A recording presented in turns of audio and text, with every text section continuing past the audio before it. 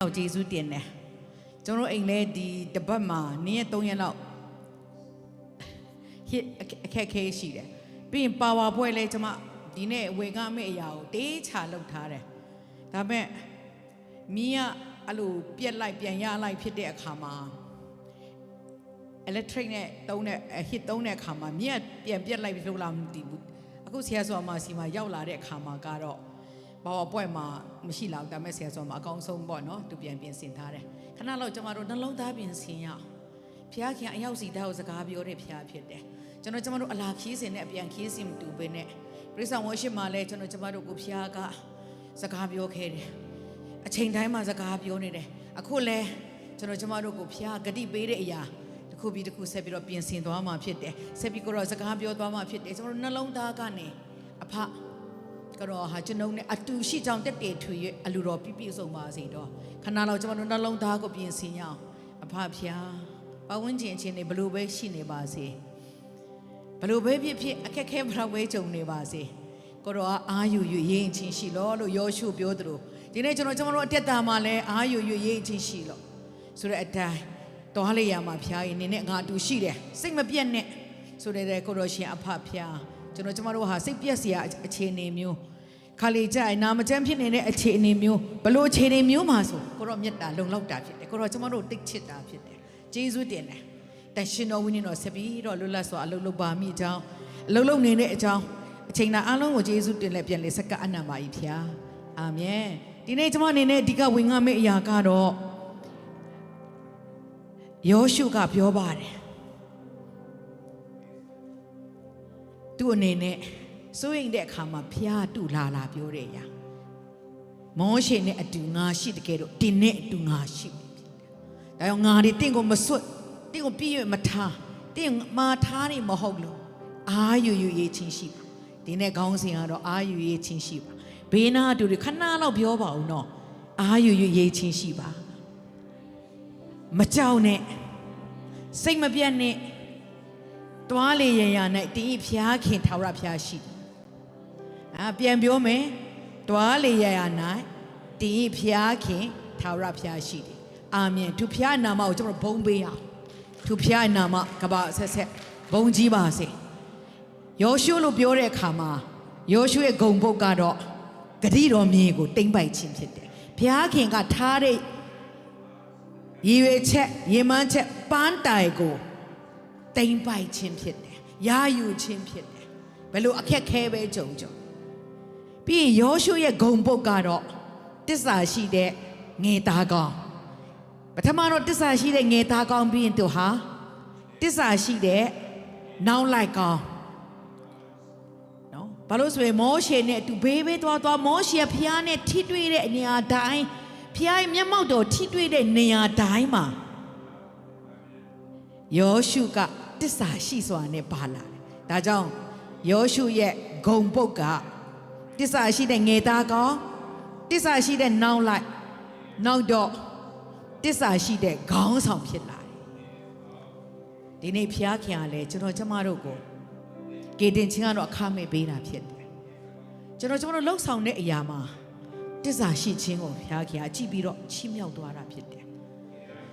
ဒီနေ့ကျမတို့ကိုပေးထားတဲ့အရာနော်ကြောင့်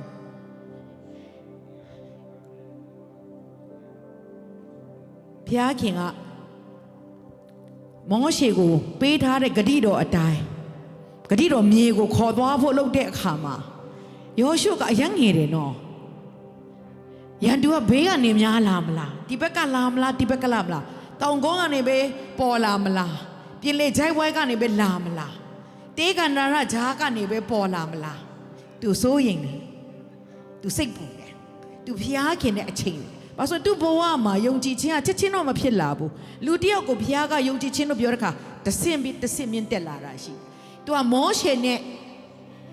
တောင်ပေါ်မှာမောရှေရပောင်40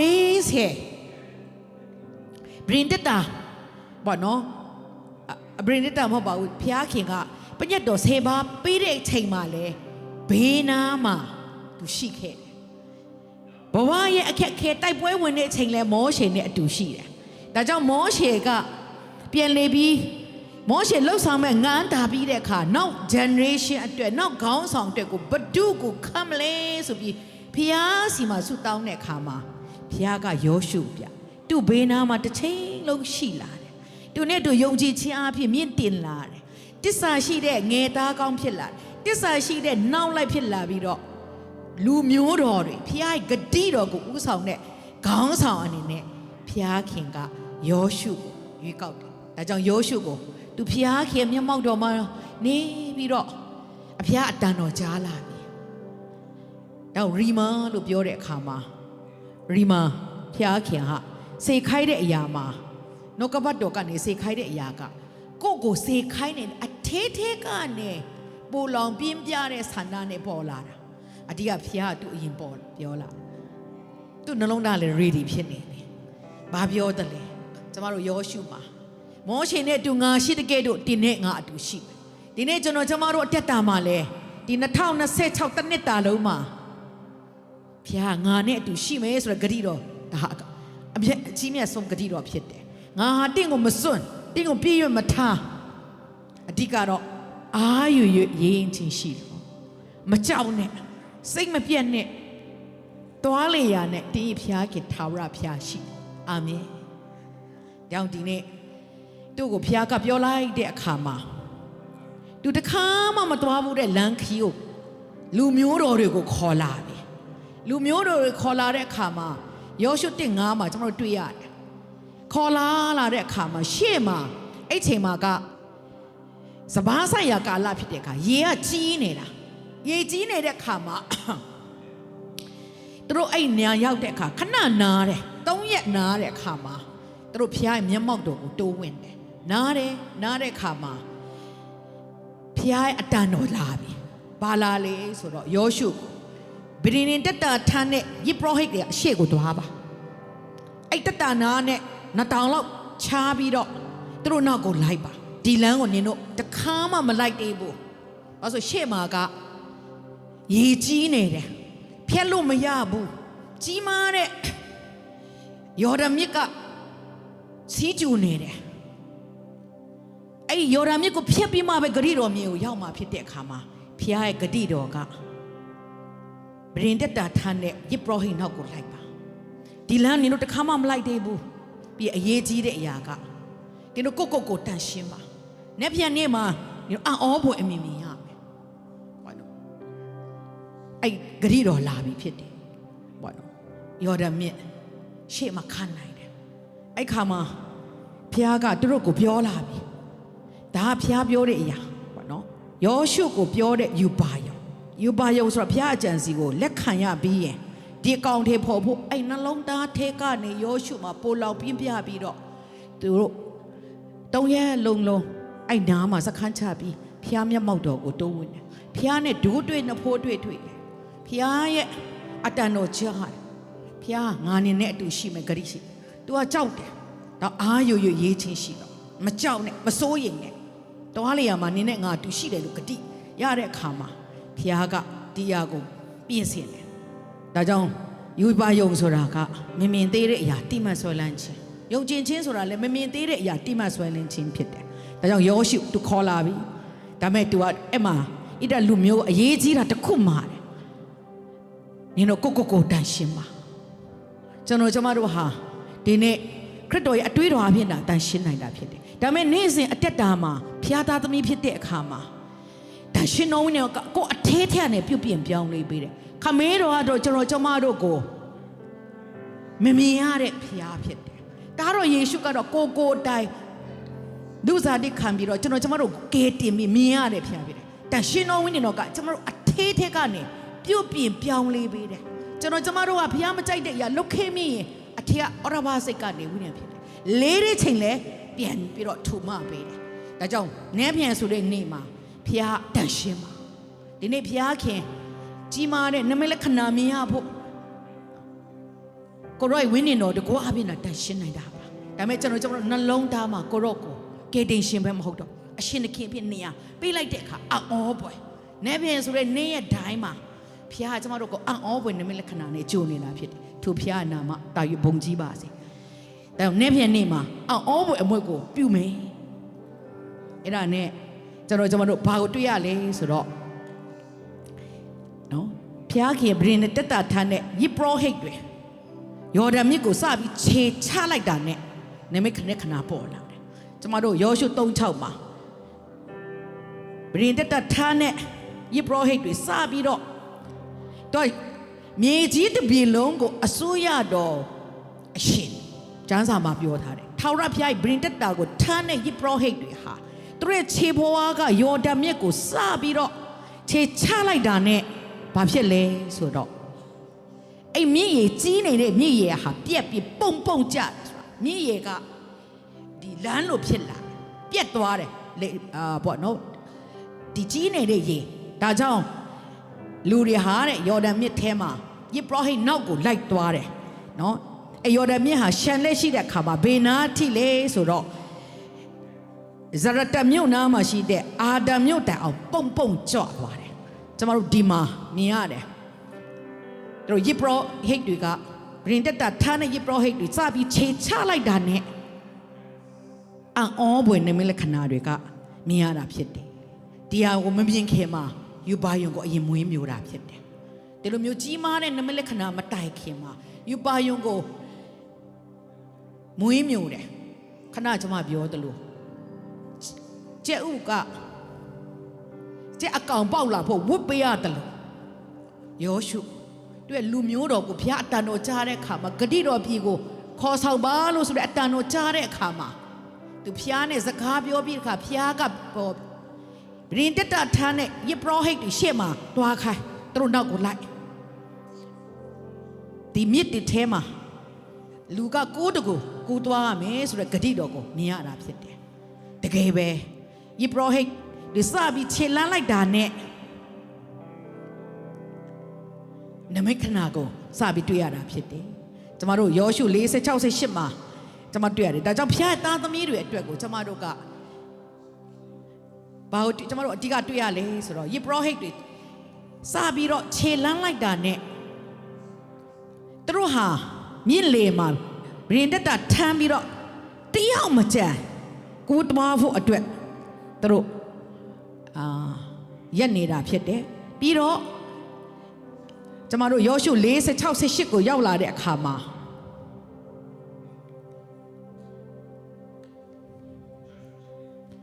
ကျမတို့ယောရှု3:15-16ရောက်တဲ့အခါမှာဒီယော်ဒန်မြစ်နားရောက်၍ခြေဘွားဟာရှန်တဲ့ရေကိုနင်းလိုက်တဲ့အခါမှာရေဟာပေါ့နော်ရေဟာရက်သွားပြီးတော့လူတွေတယောက်မကြံကလေးမကြံတော့အကုန်ပါတယ်လူတွေဟာယေရခေါမြို့ကိုကူသွားနိုင်တယ်ဒါကြောင့်ကျမတို့ဘာတွေ့ရလဲဆိုကျမတို့ခဏကျမတို့ရဲ့ဘဝမှာခလေးကြိုင်ဘဝရဲ့ရှေ့ရဲ့နဲ့မြန်ဆိုတဲ့နေ့ရက်မှာရေကြီးနေတယ်လို့အခက်ခဲတွေတားဆီးနေတဲ့အရာရှိတောင်မှရေကြီးနေတဲ့ပြီးတော့ဖြတ်တန်းလို့မရနိုင်တဲ့ယော်ဒန်မြစ်ကိုယောရှုကဖျားရဲ့အတန်ဂရိတော်ကြားပြီးတဲ့ယုံကြည်ခြင်းနဲ့စပြီးနင်းလိုက်တဲ့အခါမြစ်ရေကိုရက်တန့်သွားပြီးလမ်းခီးကိုပြင်ဆင်ပေးတဲ့ဖျားဖြစ်တယ်ဒါကြောင့်မကြောက်နဲ့မစိုးရိမ်နဲ့အားရရရင်ချီရှိတယ်ထာဝရဘုရားတင်းတဲ့အတူရှိတယ်ဆိုတဲ့ဂတိတော်ကိုဘုရားတက်တည်တူတာဖြစ်တယ်ဒါကြောင့်ကျွန်တော်ရဲ့နေ့စဉ်တက်တာမှလဲပြန်တွေးကြည့်ရင်တစ်ခါလေးကြားရင်ကျွန်တော်တို့မှာစိုးရိမ်စရာကလေးတွေရှိပေါ့နော်စိုးရိမ်စရာကလေးတွေရှိတယ်ဒါပေမဲ့ဘုရားကသူကကျွန်တော်တို့အရောက်စီတိုင်းကိုစကားပြောနေတယ်ဘုရားရဲ့မျက်မှောက်တော်မှာဘုရားကိုငတ်လင့်လက်ဘုရားအတန်တော်နားတော်ပြီးတော့ဘုရားဂတိတော်စကြားရင်ယုံကြည်ခြင်းနဲ့စလန်းလိုက်ပါဒီ2026မှာနမိတ်လက္ခဏာပေါင်းမြောက်များစွာကကျွန်တော်တို့အတွက်စောင့်ကြိုနေတာဖြစ်တယ်သူဘုရားနာမတာ၍ဘုန်းကြီးပါစေမြည်ရည်ကိုရက်တန့်ပြီးတော့လမ်းခီးကိုပြင်ဆင်ပေးတဲ့ဘုရားဖြစ်တယ်တော့ဘုရားရဲ့သားသမီးတွေအတွက်အမြဲတမ်းထွံ့မြောက်တဲ့လမ်းကိုပြင်ဆင်ပေးတဲ့ဘုရားဒီ2026မှာလဲတများပဲမဟုတ်ဘူးကျမကိုယ်တိုင်ကအစနဲ့ဟန်ဆိုရင်နေဘာလို့ရမလဲတန်းစာတင်တန်းလာလို့ဖို့ဒီဘက်တော့ဖြစ်တင်တန်းလာလို့ဖို့ဘယ်နှစ်ယောက်လာမလဲကျူပြင်ဆင်မယ်ကျမမပြောနိုင်ဘူးဟာငါလည်းမပြောနိုင်ဘူးနော်ဘယ်ချိန်မှလာလို့ရမလဲအဲ့ချိန်မှာဖျားစကားပြောကျွန်တော်ရောက်စီတိုင်းကိုလည်းစကားပြောရဖျားဖြစ်တယ်ဘာလို့ဆိုရင်ကျမရေးအရာ လှုပ်ဆောင်ဆရာလှုပ်ပြီးတွားရင်ဘေးမေလာမလားဂျွန်းလာမလားဒီတပည့်တော်ဖြစ်တင်တဲ့အတွက်ရမ်းဆာငတ်တဲ့လူငယ်တွေကစောင့်သူတို့10 ရောက်လောက်လာမလားဟာ10 ရောက်လောက်ကလေးကျမတို့ Brady မဖြစ်သေးဘူးထင်တယ်နော်ကျမတို့ရဲ့ကလေးတွေလည်းအရန်ငယ်သေးတာလည်းရှိပြီးဒီတစ်ခါသွားမှာဟာကအညီအနာမဟုတ်ဘူးနည်းနည်းဝေးတယ်နေရဒါပေမဲ့တခါတလေဖခင်ကကျမတို့ကိုစကားပြောတယ်ဖခင်ဆိုတော့ဖခင်သားသမီးတွေအတွက်အမြဲတမ်းထွက်မြောက်တဲ့လမ်းကိုကြိုပြင်ဆင်ပေးတယ်ဖခင်အရောက်ပို့ဆောင်ပေးတဲ့ဖခင်ဖြစ်တယ်လမ်းမရှိတဲ့တောအရက်မှာလမ်းကိုပြင်ဆင်တဲ့ဖခင်တော့ကျွန်တော်ကျမတို့ရဲ့အနာဂတ်မှာတခါလေကြာရင်ကျမတို့ကဟိုတနေ့ဥပိုးလင်တွေ့ကျမအရန်ဝမ်းတာတယ်ဘာလို့လဲဆိုတော့ခါလီတူနဲ့ပတ်သက်ရင်ကျမတို့ပေါ့နော်ဒီနေ့ဆောင်းရင်းတို့လည်းရောက်လာတယ်ကျမရင်းနဲ့ပတ်သက်ပြီးဖြစ်ဘယ်သူပဲဖြစ်ပေါ့နော်ကျွန်တော်ဘောဝင်းကျင်မှာဖခင်ကလေမြင်တွေ့ရခွင့်ပေးတာတက်တက်ခံခွင့်ပေးတာနော်ဘာလဲဆိုတော့လမ်းမရှိတဲ့တောရက်မှာလမ်းပြင်ဆင်တဲ့ဖခင်ကကျမတို့ရဲ့အနာဂတ်ခရီးကိုကြိုပြင်ဆင်ပေးတဲ့ဖခင်ဖြစ်တယ်သူဖခင်နာမတာ၍ဘုံကြီးပါစေဒါကြောင့်ယောရှုကိုပြောသူဒီနေ့ကျမတို့ကိုပြောနေတယ်အာယူ၍ရင်ချင်းရှိတော့ခဏလောက်ကိုဘေးကိုပြန်ပြောအောင်နော်ခါလေကျမတို့ရဲ့မလမ်းမရှိတယ်လို့ခံစားရတယ်လေပိတ်ဆို့နေလို့ခံစားရတဲ့ခါမှာဖခင်ကကျွန်တော်တို့အနာဂတ်လမ်းကိုပြင်ဆင်ပေးတဲ့ဖခင်ဖြစ်တယ်အော်ဘွေနေမဲ့လက္ခဏာနဲ့သူကအရောက်ပို့ဆောင်မယ်အရာရာတတ်နိုင်တယ်အရာရာလုတ်ပေးတယ်တက်တည်ခံစားရအောင်မယ်တက်တည်ထူအောင်မယ်ခဏလောက်ကိုဘေးကိုပြောအောင်နော်အာယူရင်ချင်းရှိလို့အာယူရင်ချင်းရှိလို့စိတ်မပြတ်နဲ့တွားလေရမှာဖျားရင်ရှိတယ်ဒါကြောင့်ယောရှု46ရောက်လာတဲ့အခါမှာတော့ယော်ဒန်မြစ်ကနေခဏကတယောက်မကြံတော့ဖျားလုဆောင်တဲ့ຢာဘလောက်အော်ဘွယ်ဖြစ်လဲဘလောက်နေမခရာဖြစ်လဲဘေးကင်းလုံခြုံတယ်လေဆိုတော့ဒီပရင်တက်တာထမ်းတဲ့ယေဘရဟိတ်တွေကတယောက်မကြံကူးသွားရင်သူတို့ရဲ့ခြေကစပြီးတော့ရေကနေယော်ဒန်မြစ်ကနေပေါ့နော်သူတို့စပြီးခြေလမ်းမြစ်ကုန်းကိုစပြီးတော့နင်းလိုက်တဲ့အချိန်မှာယော်ဒန်မြစ်ဟာငကိုလိုကမ်းတစ်လျှောက်ရေပြန်ရှန့်သွားတယ်ငကိုလိုဖြစ်သွားတယ်ဆိုတာကလမ်းမရှိတဲ့တောရက်မှာလည်းလမ်းပြင်ဆင်ပေးတယ်လို့ကျွန်တော်ကျမတို့ရဲ့ဒီ2026မှာဖျားခင်ကသူ့ရဲ့သားသမီးအတွက်လမ်းပြင်ဆင်ပေးတယ်အရာကျမဒီ2026ဒီနေ့အထိပေါ့နော်တစ်ချိန်ပြီးတစ်ချိန်အာဗြဟံရဲ့ဖျားဣဆာက်ရဲ့ဖျားယာကုပ်ရဲ့ဖျားဒီနေ့ကယောရှုရဲ့ဖျားကျွန်ုပ်ရဲ့ဖျားဆုံးရှုံးတဲ့အရာလည်းပြန်ပေးတဲ့ဖျားလမ်းမရှိတဲ့တောရက်မှာလမ်းကိုပြင်ဆင်ပေးတဲ့ဖျားအနာကလမ်းခီးကိုလည်းပြင်ဆင်ပေးတဲ့ဖျားဖြစ်တယ်သူဖျားအနာမတာ၍ဘုံကြီးပါစေဒါကြောင့်ဒီနေ့ထပ်ပြီးတော့ကျမတို့ပေါ့နော်ပြီးတော့သူတို့စပြီးတော့ဝင်လာတဲ့အချိန်မှာပြီးရေကြီးပြီးတော့ဖြတ်တန်းလို့မရနေတဲ့ယော်ဒန်မြစ်ကိုသူတို့ဖျက်လျှောက်ပြီးသွားရင်ယောရှု4:20မှာတွေ့ရတယ်ဘာတွေ့ရလဲဆိုတော့ဖျားကကာလအစဉ်အဆက်တက်တည်ထူနေတဲ့ဖျားဖြစ်တယ်ကာလအစဉ်ဆက်တက်တည်ထူတဲ့အခါမှာယောရှု4:20နေ့မှာနောင်လာနောင်သားတွေတည်ဖို့အကျွန်ုပ်ရဲ့ဖျားအကျွန်ုပ်သားသမီးတွေလည်းအကျွန်ုပ်ရဲ့ဖျားအကျွန်ုပ်သားသမီးရဲ့ဖျားဆိုတာတက်တည်ထူဖို့သူကဘာပြောလဲဆိုတော့နောင်လာနောင်သားအဲ့တဲ့လူမျိုးတွေဟာဒီမြင့်ရဲ့ထဲမှာလမ်းလျှောက်တလေလျှောက်လာဖို့အတွက်ယော်ဒန်မြစ်ထဲကြောက်ဆက်နှလုံးကိုယူပြီးတော့ဘာနော်ဒီယာကိုတက်တက်ထူနောင်လာဂိရဂါလအရက်မှာစိုက်ထူထားတယ်ကြောက်ဆက်နှလုံးကိုနောင်လာနောင်သားတွေဣတဲ့လူမျိုးတွေမေးလာခဲ့တဲ့အခါမှာဣတဲ့လူမျိုးတွေသားသမီးတွေကဘယ်လိုလဲဆိုတော့မေးလာရင်ဒီကြောက်ဟာတက်တက်ဖြစ်တယ်ဖျားခင်ဟာငါတို့ကိုလမ်းမရှိတဲ့ချိန်မှာယော်ဒန်မြစ်နှစ်ချမ်းကွဲပြီးတော့နော်ယော်ဒန်မြစ်ရေမှာကျမတို့လမ်းပြင်ဆင်ပြီးတော့ဖျားပို့ဆောင်ပေးတဲ့ဖျားဆိုတာကိုတက်တက်ထူဖို့နော်နောင်လာနောင်သားတွေတီးဖို့ယောရှုမှာထားတယ်ဒီနေ့ကျမတို့ဓာသမီးတွေကိုလည်းကျမတို့ရဲ့ဖျားကျမတို့ရဲ့ဓာသမီးဓာသမီးကနေဆင်ပွားပြီးတော့လည်းဓာသမီးအနေနဲ့ဆက်ပြီးကာလအစဉ်ဆက်တက်တက်ထူနေမှာဖြစ်တယ်ဒါကြောင့်ဣသရေလလူမျိုးရဲ့ဖျားဖြစ်ကြောင်းတက်တက်တူတဲ့ဖျားကဒီနေ့ကျမတို့အပေါ်မှာလဲနမိတ်တက်တက်ထူအောင်မယ်ခံစားခွင့်ပေးအောင်မယ်ဖျားဖြစ်တယ်သူဖျားနာမတာ၍ဘုံကြီးပါစေပြီးယောရှုရဲ့အတက်တာမှာကြည့်ရတဲ့အခါမှာတို့ သူ့ရဲ့ဂုံပုတ်ကဂတိတော်ကိုသိမ့်ပိုက်ချင်ပြီးရင်သူ့ရဲ့ဂုံတတိကတော့တစ္ဆာရှိတဲ့ငယ်သားကောင်းကျွန်မရင်ကပြောတယ်လို့ဟိုကျွန်မပုံကလေးတော့ထည့်ထားတာတော့တွေ့ရပါလိမ့်မယ်မောရှေနဲ့အတူသူကသွားလေရာပါတယ်ဖျားရဲ့မျက်မှောက်တော်မောရှေကနဲ့နေတဲ့ယူပါယုံကိုရရှိဖို့တောင်ပေါ်မှာဖျားခင်နဲ့ရပောင်များစွာမောရှေရဲ့ဂုံပုတ်ကဖျားခင်နဲ့ mix ဆွေလို့ယဉ်နေတာဖျားခင်အတို့ကို mix ဆွေလို့စကားပြောတာဒါကြောင့်မြို့တစ်မြို့ကိုနော်တမန်ကျမ်းစာမှာသူ့ရဲ့ဂျွန်တွေသူ့ရဲ့တားသမီးတွေသူ့ရဲ့ mix ဆွေတွေကိုမြို့တစ်မြို့ဘာဖြစ်မယ်ဆိုတာကိုမပြောဘဲမနေဘူးအာဗြဟံကိုလည်းအဲ့လိုပဲပြောတယ်လို့ကြည်မောရှေကိုနားမှာယောရှုကနေခဲ့ဖျားနဲ့ထိတွေ့တဲ့အတွေ့အကြုံသူကိုယ်တည်းလည်းထိတွေ့ခံစားတယ်ယောရှုလည်းဒီဟာကိုထိတွေ့ခံစားတယ်ပြီးရင်ယောရှုခေါ်လာတဲ့အခါမှာဘာတွေ့ရလဲဆိုတော့ခဏကျမတို့ယော်ဒန်မြစ်မှာဖျားကတက်တက်ထူတယ်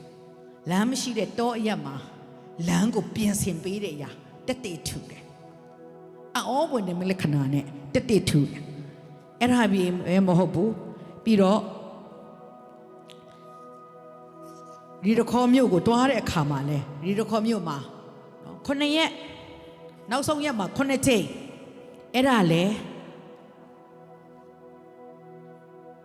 ဘရင်တက်တာထမ်းနဲ့ယေဘရဟိတ်တို့ရှေ့မှာဂုံတော်ချီးမွမ်းမဲ့သူတွေနော်သူတို့နဲ့အတူရှိပြီးတော့လူသားအနေနဲ့မဖြစ်နိုင်ပါဘူးဒါပေမဲ့ဖျားကတက်တက်ထူခဲ့တယ်ပိတ်ဆုနေတဲ့ဒီရေတခုမျိုးဖြူဖြတ်တာလဲမဖြစ်နိုင်တဲ့အရာကနေဖျားသူ့တက်တာမှာကြီးမားတဲ့နမိတ်လက္ခဏာတွေမြောက်များစွာလုပ်ခဲ့တယ်ချီးမွမ်းခြင်းဘဝတက်တာမှာဒါကြောင့်ချီးမွမ်းခြင်းထဲမှာဖျားကအလုတ်လုတ်သွားတာကိုကျမတို့တွေ့ရတယ်ပြီးတော့ကဘာမှာခုထိပျောက်နေတဲ့ရက်ကဘာမှာကျမတို့ယောရှု30မှာမတွေ့ရလဲဆိုရင်7-73လောက်မှာနေလကိုငြိမ်ဝတ်စေတယ်ရက်တန့်စေတယ်သူတို့စစ်မှုတာမပြီးတဲ့အခါပြည့်တူနေမြေခွဲဝဲတယ်အဓိကဖျားကဘာပြောလဲယောရှုသူကစိတ်ပူတယ်သူငေလေးငေသေးတယ်လူတွေငါ့ကိုလက်ခံမလားဒီလိုအုပ်ကြီးကိုခေါ်လာတဲ့အခါမှာလူမျိုးတော်တွေကတိတော်ဝင်ခဲ့အခါမှာလူတားအနေနဲ့သူစိတ်ပူတယ်ဘာစိတ်ပူလဲဆိုတော့ဘယ်ကနေရန်သူတွေပေါ်လာမလဲဒါပေမဲ့ဖျားသူဂရိပေးတယ်ယောရှုမောရှေနဲ့ရှိတယ်လေနင်းနဲ့ငါအတူရှိတယ်ပြီးအဲ့တဲ့လူမျိုးအပေါင်းတွေမှာလူတွေမျက်မှောက်မှာနင်းငါချီးမြှောက်မယ်အာမင်ဒါကြောင့်ဖျားခင်အတူရှိကြောင်းတက်တယ်ပဲမဟုတ်ဘူးလူတွေရှေ့မှာလဲချီးမြှောက်တဲ့ဖျားယောရှုကိုဖျားကအရင်မြင်ပြီးမှလူတွေမြင်တာပါမောရှေကိုလည်းမီးမလောင်တဲ့ချိန်ပုတ်မှာဖျားအရင်မြင်ပြီးမှခေါင်းဆောင်နေတဲ့လူတွေမြင်တာပါဒီနေ့လူတွေရှေ့ချီးမြှောက်တာလေသူဖျားပဲဖြစ်တယ်ဒါကြောင့်ဖျားကအာယူရင်ချင်းရှိလို့မစိုးရင်နဲ့မကြောက်တွားလေရမှာတိဖျားခင်ထာဝရဖျားရှိတယ်လို့မိန့်ပြင်သူရဲ့နောက်ဆုံးသူ့ကိုဖျားခင်မိန့်မာတဲ့နေမြေတွေသူပြန်ပြီးတော့သူခွဲဝေရတာကိုတွေ့ရတယ်။ဒါကြောင့်ခဏကရီရခေါ်မြို့မှာလဲသူဖျားရဲ့ဂတိတော်နဲ့အညီ9ရက်ပတ်ပြီးနောက်ဆုံးအချိန်မှာ9ခါပတ်ယုံနဲ့ပတ်ပြီးတော့ကိုရော့ကိုချီးမွမ်းရဲ့နဲ့ရီရခေါ်မြို့ရိုးကိုဖြူဖြတ်တဲ့လက်နဲ့ဖြစ်တယ်လို့ကျမတို့ရဲ့ဘဝတက်တာမှာတခါလေကျမတို့ကဝမ်းတာတဲ့အချိန်မှာချီးမွမ်းနိုင်တယ်ဝမ်းနေတဲ့အချိန်ဘဝရဲ့အမြင့်အချိန်မှာချီးမွမ်းနိုင်တယ်ဒါပေမဲ့ဂျိုက်သေးသွားနေတဲ့အချိန်မလဲကျမတို့နားမှာဖျားရှိတာဖြစ်တယ်။နောက်ချီးမွမ်းခြင်းဟာအမြဲတမ်းဖျားရဲ့တကိုးရှိချီးမွမ်းခြင်းမှာဖျားကအောပွဲလုပ်သွားတယ်။တောင်းဒီနေ့မိသားစုများဖျားပေးတဲ့ဂရိတော်သွားတဲ့အခါမှာတခါလေကျမတို့ဘေးညာကိုကြည်တတ်တယ်။ရှေ့မှာဘန်တုံးတိုင်နဲ့ခရစ်တော်ကျမတို့စောင့်နေတယ်။ ယောရှုလိုယုံကြည်ခြင်းနဲ့ရှေ့သွားပါခါနန်ပြည်တင့်တွက်ဖြစ်တယ်ခါနန်ပြည်ရဲ့ဂတိတော်ကကျွန်တော်တို့အတွက်ဖြစ်တယ်အဲ့မှာကျွန်တော်တို့ဘာကိုတွေ့ရသေးလဲဆိုတော့ဣတလူမျိုးတွေကကျွန်ခံနေတဲ့ချိန်မှာသူတို့စားရတာမဝဘူးနော်သူတို့စားရတဲ့ခါမှာမဝဘူးပြီးတော့သူတို့စားရတဲ့ခါမှာဘာကိုတွေ့ရလဲဆိုတော့ဟိုပါနော် not enough ဆိုတာမလုံလောက်ဘူးမဝဘူးအဲ့ဒါနဲ့သူတို့ကိုဂတိတော်ကနေစပြီးတော့ထွက်လာတဲ့အချိန်မှာသူတို့ကိုနေ့တိုင်းမာနမုံကျွေးတယ်နော်အဲ့မာနတော့ကတော့လုံလောက်ယုံပဲဖြစ်တယ်လုံလောက်ယုံပဲဖြစ်တယ်ဒါမဲ့ကျမလည်းကျမ်းပိုက်ကလေးတွေလုတ်ထားတာကျမတို့ဒီယောရှုဘယ်မှာရောက်လာတဲ့အခါမှာဆိုတော့ကျမတို့ယောရှုရဲ့ယောရှုရဲ့6လဘယ်လောက်လားမသိဘူးเนาะပြန်ပြောမယ်အဲ့ဒါမှကျမတို့ဘာကိုတွေ့ရလဲဆိုတော့အဲ့ချိန်မှာမာနမုတ်ကရက်သွားပြီးတော့ခါနန်ရဲ့စပါးနဲ့ကျွေးပြီးဂတိတော်ရဲ့စပါးအဲ့ချိန်မှာကတော့သူတို့ကိုယ်တိုင်စိုက်ရပြီသူတို့ကိုယ်တိုင်စိုက်ပြီးတော့ရပြီပဲမဟုတ်ဘူးရှာနာရှာမလုံလောက်တဲ့အရာကနေလုံလောက်ခြင်းလုံလောက်တဲ့အရာကနေရှာခြင်းဒီနေ့ဖခင်ကျမတို့ကို2026ဟာတန်ရှင်တော်ဝိညာဉ်တော်တကူအားဖြင့်အရာရာမှာအပေါင်းလက္ခဏာပဲမဟုတ်တော့စပွားတူပြီးတော့ပြန်လေရိတ်သိမ်းရတဲ့နေ့ဖြစ်တယ်ရိတ်သိမ်းနေဆိုတာဝိညာဉ်ပါအရာရာပါတယ်ခါနန်ပြည်ရဲ့ဂရိတော်ခါနန်ရဲ့စပါးရှမ်းစွာစားရတာတွေ့ရတယ်ပြီးနောက်တပုံကတော့ကျွန်မခဏကပြောသလိုဒါတော့ကျွန်မခဏပြောပြီးသွားပြီဖျားကကျွန်မတို့ရဲ့ဖျားကာလအစဉ်စဉ်တက်တည်ထူးတဲ့အခါကိုတားသမီးတွေကိုကျွန်မတို့ကပြန်လေလက်ဆင့်ကမ်းလို့ရတဲ့အရာကဓမ္မအမွေဖြစ်တယ်ဖျားကိုကြောက်ရွံ့တဲ့အမွေဣတရလူမျိုးတွေကာလအစဉ်အဆက်မှာအရင်ကလည်းတက်တည်ထူလာတယ်လို့ကျွန်မတို့လည်းယောရှုရဲ့ဖျားပဲမဟုတ်ပါကျွန်ုပ်ရဲ့ဖျားပြီးရင်ဒီနေ့ကျွန်ုပ်တို့ကနေနမိတ်လက္ခဏာတက်တေကိုကိုပဲခံစားရုံပဲမဟုတ်ဘူးကိုသားသမီးတွေကိုလည်းပြန်လေတက်တေခံစားအောင်မယ်တက်တေပြအောင်မယ်လှုပ်ဆောင်ပေးနေတဲ့ဖျားတက်တေထူနေတဲ့ဖျားတရားကိုကျွန်တော်တို့ဆက်ပြီးတော့တက်တေရအောင်မှာဖြစ်တယ်တောင်ဒီနေ့ယောရှုကတော့သူဘာပြောလဲ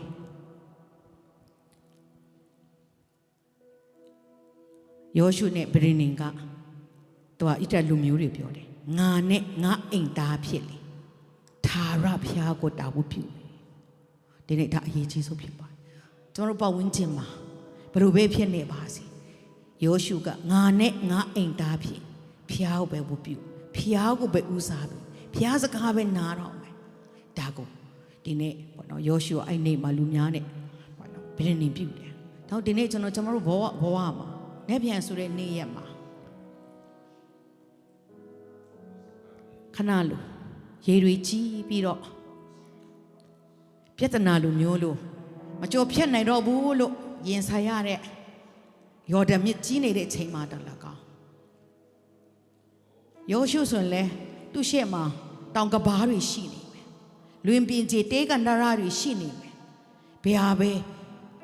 ယော်ဒန်မြစ်ကြီးကာစီးနေပါစေဖျားခင်ရဲ့ဂတိတော်ဖျားခင်ရဲ့မျက်မှောက်တော်မှာဖျားနဲ့ဒူးထွေးနှဖိုးထွေးနေပြီးတော့ဒီပြဿနာကိုမကြည့်ဘဲနဲ့ဖျားခင်ထားတဲ့ဂတိတော်ဖျားရင်ဘယ်လိုလုပ်မလဲတစ်ခါနဲ့တစ်ခါကျမတို့ကိုဖျားရင်လှုပ်ဆောင်သွားမယ်အရာကမတူပါဘူးဒါပေမဲ့ဒီနေ့ကျွန်တော်အရောက်စီတိုင်းပေါ်မှာခါနန်ပြည်ဝင်မဲ့ဖျားဂတိတော်ကအရောက်စီတိုင်းပေါ်မှာရှိတာဖြစ်ပါတယ်ပြီးယောရှုကဖျားပြောတယ်လို့ဒီနေ့ငါနဲ့ငါအိမ်သူအိမ်သားထာဝရဖျားကိုပဲကိုးကွယ်မယ်ဒါယောရှုကဖျားကိုဒုပတိနေပြုခဲ့တာဖြစ်တယ်ဒီနေ့ကျွန်တော်တို့ရဲ့အသက်တာမှာ2026မှာခါတီးမှုတွေရှိမှာပဲအရင်တော့အခက်ခဲတွေကြော်ရှိမှာပဲဒါပေမဲ့ယေရှုနဲ့ဖျားနဲ့ကျွန်တော်တို့ကြော်လွားပြီးသွားရင်ချိုမိန်ချင်းဆိုတဲ့အရာဒီတက်တရားကျွန်တော်တို့ကိုစောင့်နေတာဖြစ်ပါတယ် ဘာဆိုကျမတို့ရဲ့ဘဝမှာတွေ့ကြုံလာတဲ့အတွေ့အကြုံကကျမတို့ကဖျားနဲ့တဒံတူဖို့ဖျားကအထုစစ်မျက်လုံးတွေထုစစ်မယ်ဘဘုထုလို့ဘတူနဲ့တူဖို့လေကိုရောနဲ့တူတူဖို့ဒါကြောင့်ဘဝမှာစုံစမ်းနှောက်ယှက်ချင်းကြုံတာလဲဖျားကိုလူတွေရှေ့မှာဖျားကကျမတို့ဖျားချစ်တဲ့မြတ်တာဖျားရဲ့မြတ်တာနဲ့ပတ်သက်ပြီးတော့ဝါကြွားခြင်းတယ်ပြီးတီးခံခြင်းပါရမီကျမတို့ဘဝတက်တာမှာစုံစမ်းနှောက်ယှက်ခြင်းဆိုတဲ့အရာကြုံမှသူများကိုချင်းစာတတ်လာသူများကိုနားလေပေးနာတယ်သူများပေါ်မှာပို့ပြီးတော့မေတ္တာထားလိုက်နိုင်တဲ့အရာရှိတယ်အဓိကတော့ဖျားကကျမတို့ဘဝတက်တာမှာချိုးတာချင်းတာအားလုံးပေးတာဟာကျမတို့ရဲ့ဝိညာဉ်ကြီးထွားဖို့ပဲဖြစ်တယ်ဝိညာဉ်ကောင်းဖို့အတွက်ဖြစ်တယ်ခါလီကျရင်တောကိုတက်ရတဲ့အချိန်ရှိတယ်တောတက်ပြီးရင်ဂျိုင်ဝန်ဆင်းရတဲ့အချိန်ရှိတယ်လူတွေနဲ့အများကြီးနဲ့နေရတဲ့အချိန်ရှိလိုက်ခါလီဖျားရဲ့မျက်မှောက်တော်မှာတိုးဝင်ပြီးဖျားခင်နဲ့ယောရှုကသူစိုးရိမ်နေတဲ့အချိန်မှာဖျားဂတိတော်မရမချင်းဖျားရဲ့မျက်မှောက်တော်တိုးဝင်ပြီးတော့ဂတိတော်ကိုလို့ဒီနေ့ကျမတို့အတက်တာမှာလေဖျားကနက်ပြန်ဆိုတဲ့နေ့ရက်မှာဖျားပြင်ဆင်နေတာရှိဒါကြောင့်ကောရိန္သုဩရစာနှစ်ကိုမှာကျမ်းစာလာတဲ့နေ့ဖျားဒီနေ့ရဲ့ကျမတို့ဂတိတော်ကတော့ကျမ်းစာလာတဲ့နေ့ဖျားကိုချစ်တဲ့သူအတွက်ဖျားခင်ပြင်ဆင်ပေးတဲ့အရာကိုကျမတို့မျက်စိနဲ့တောင်မှမမြင်ရသေးဘူးနားနဲ့မကြားစနေလုံးတောင်မှမကြံစီသေးလူမျက်စိနဲ့တောင်မှမမြင်သေးဘူးအခုနေ့ပြန်ဆိုရင်နေ့ရက်မှာဖျားရင်ဘယ်လိုပြင်ဆင်အောင်မလဲနော်နမိတ်လက္ခဏာတွေကစောင့်ကြည့်နေတာဖြစ်တယ်အရာရာတတ်နိုင်တယ်နားနဲ့မကြားနိုင်ဘူးဖျားဂတိတော်တွေတိမဆော်လွဲခြင်းတွေဒါပေမဲ့ဆက်လျှောက်လာပါကျမတို့ကိုဖျားချစ်တဲ့အခါကျမတို့ရဲ့ယုံကြည်ခြင်းလေးပဲကိုမြင့်တင်စေတဲ့အခါမှာဘဝမှာကြုံလာတဲ့အရာဘေးအရာမဆိုကျမတို့ရဲ့ယုံကြည်ခြင်းလေးပါယုံကြည်ခြင်းဂတိတော်ယုံကြည်ခြင်းရဲ့ degree ပို့ပြီးမြင့်တင်ပဲဖြစ်ရှေ့မှာဖျားရဲ့တက်တေကစောင့်နေတာဖြစ်တယ်လမ်းမရှိတဲ့အချိန်မှာလမ်းကိုပြင်ဆင်ပေးတဲ့ဖျား2016မှာလဲကျွန်တော်ရောက်စီတိုင်းအတွက်အမှုတစ်ကလေးတွေယောရှုလဲသူကြောက်ပြီးစိုးရင်ပြီးတော့မလုံဆောင်ရင်ရှေ့မှာဖျားကသူ့ကိုအာယုရင်ချင်းရှိလို့မကြောက်နဲ့မစိုးရင်နဲ့ဒီနေ့ဖျားခင်အတူရှိတယ်ဆိုရက်တက်တေသူဘယ်လိုလုပ်ရမှာလဲနောက်ဆုံးဖျားခင်ကသူနဲ့အတူရှိကြောင်းတက်တေထူတယ်လို့သူရဲ့ဘဝတက်တာပါတဘာဝထက်တာတော့ဖျားကဖျားဘက်မှာစုံလင်းတဲ့နှလုံးသားရှိတဲ့သူဘက်မှာခိုင်ခန့်စွာယက်တည်တဲ့အခါမှာယောရှုရဲ့တက်တာမှာသူမောရှေနဲ့အတူပြီးတော့မောရှေနောက်လိုက်ပြီးတော့တစ္ဆာရှိတဲ့ငယ်သားကောင်းဘဝရောက်တဲ့အချိန်မှာတစ္ဆာရှိတဲ့နောက်လိုက်ကောင်းမဲမဟုတ်ဘူးဖျားကတနေ့သူ့ကိုပြန်လေပြီးတော့နေခေါင်းဆောင်လောက်ရတော့မေးဆိုတဲ့အချိန်မှာဟာစိုးရင်လို့ကြောက်လို့ဖြစ်ရင်ဂရိတော်ဘယ်လိုလုပ်နိုင်လဲဒီနေ့ကျမတို့ကျမ်းစာမှာဖတ်တဲ့ယောရှုဆိုတာဘယ်လိုဖြစ်လဲဒါကြောင့်ဖျားကသူကစိုးရင်တက်တွေးဝေတက်ကြောက်ရွံ့တက်တောင်ဖျားဘာပြောမိုးရှင်နဲ့အတူငါနေနဲ့အတူရှိတော့နေငါနေနဲ့အတူရှိမစိုးရင်နဲ့မကြောက်ရင်နဲ့တွားလေရမှာဖျားအတူပါရှိတယ်ဆိုတော့ဂရိတော်ဘေးနေတာဖြစ်တယ်ဒါတော့မှယောရှုကိုနောင်ပိုင်းကျသူ့ပါပြောလေငါမိုးရှေကိုချီးမြှင့်တယ်လို့လူတွေရှေ့နင့်ကိုငါချီးမြှင့်မယ်နော်လူတွေကလည်းနင့်ကိုဖျားခင်အသုံးပြုတာဖျားခင်နင့်နဲ့အတူရှိတာတက်တည်ရမယ်နော်ဆိုတဲ့ဂတိတော်မှပြန်ပြောလိုက်သေးတယ်သူ့ရဲ့ဘဝမှာတဘာဝတဲ့တဘာဝကိုနဲ့ဆိုင်တဲ့အရာပဲမဟုတ်တဘာဝထက်တာလို့နဲ့တက်တေတွေမြောက်များစွာဒီလာနဲ့လာကိုလည်းငြိမ်ဝတ်စွာပြောလို့ပြီးတော့နေရောနေနဲ့လာတွေငြိမ်ဝတ်စွာရှိပြီးတော့သူ့ရဲ့လုပ်ငန်းတာဝန်မပြီးသေးတဲ့အချိန်မှာသူကဆက်ပြီးတော့ဒီတဘာဝဒီနေ့အထိတိုင်အောင်တိပ္ပံပညာရှင်ပြောတဲ့နေ့တရက်ပျောက်သွားတဲ့အရာဘုရားသူနဲ့အတူရှိကြောင်းတက်တေထူခဲ့တယ်ရေတခေါမျိုးယူလူသားအနေနဲ့တော့စိုးရင်စရာပဲတလောက်ခိုက်ခန့်တဲ့မျိုးယူဘုရားရဲ့အတန်ကဘုရားရဲ့လုံနေလုံးဟာတခြားနဲ့မတူဘူး worship party ရှေ့မှာထားပါအဲ့ပြီးရင်သူတို့နဲ့အတူပေါ့နော်9ချိန်မြောက်9ရက်နောက်ဆုံးရက်မှာ9ချိန်ဆိုတဲ့အခါမှာဒီရခေါ်မျိုးယူပြပြတ်သွားမယ်ဆိုတဲ့အရာဒီဟာလဲတဘာဝထက်တာလို့နဲ့အရာပြီးဖျားကတို့ချီမွန်တတ်ဖို့ဘယ်လိုအခက်ခဲပဲကြုံ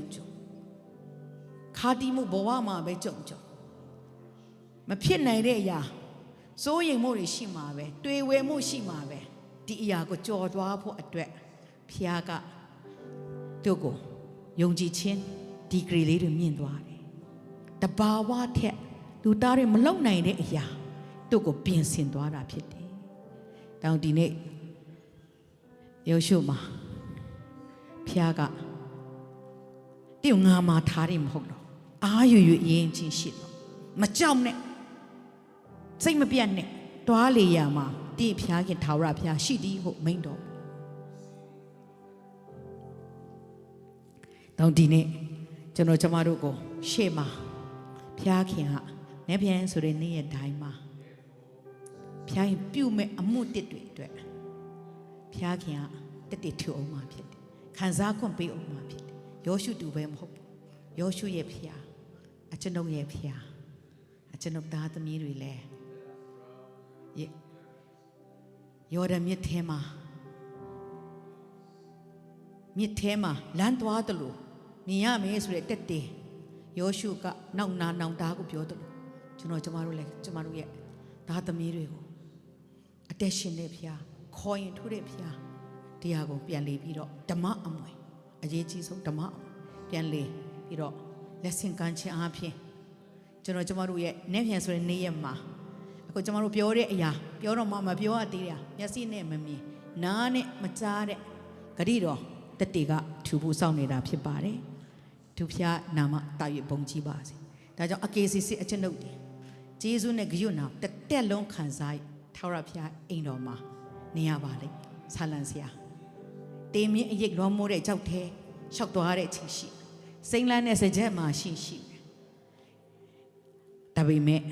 အဲ့လိုမျိုးအချိန်မှာတော့မှသူနဲ့အညစ်ကပ်ဆုံးအချိန်မှာဘုရားကရှိနေတာဖြစ်ပါတယ်ကျမတို့ရဲ့အသက်တာမှာဘုရားကစိတ်ဆက်စုံလင်ဖို့အတွက်ဘဝမှာစုံစမ်းနှောက်ယှက်ခြင်းတွေပေးတာရှိထွံ့မြောက်တဲ့လမ်းကတော့ဘုရားပြင်ဆင်ပေးတာဖြစ်တယ်စုံစမ်းနှောက်ယှက်